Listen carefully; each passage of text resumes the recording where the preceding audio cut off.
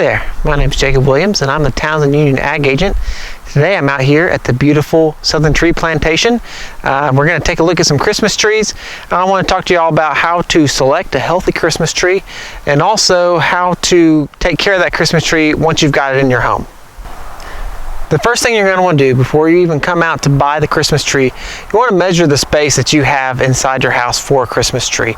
Get a good idea of how high, how wide, how much space you have in your house for this tree.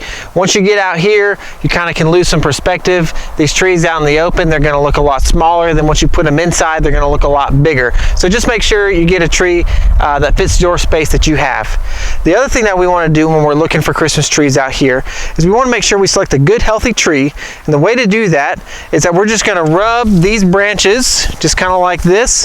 If we see a bunch of needles fall off when we do that, then that's not a very healthy tree. This one doesn't have a bunch of needles falling off, so that's a really good sign that this is a healthy tree.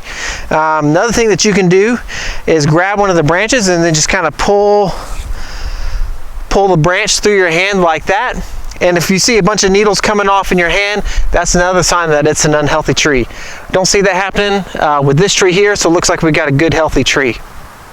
When you found a good healthy Christmas tree, you got one that's got the shape that you like on it, when you come in to make that cut on it, we're going to do it just a couple of inches above the ground.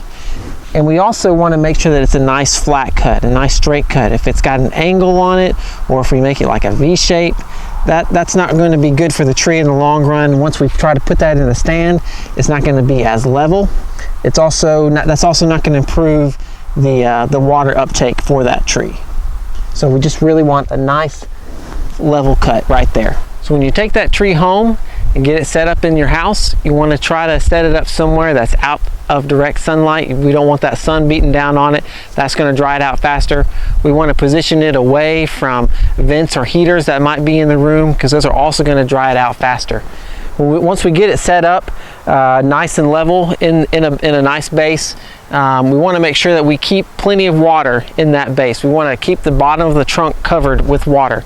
These trees, some of them can go 6 to 8 hours without having water. If they go much longer than that, they're going to start drying out and you're going to start losing needles on them. So keeping them well watered, checking them every day to make sure that they don't need more water, just adding it as needed is really important and really key to keeping them from drying out and losing all their needles.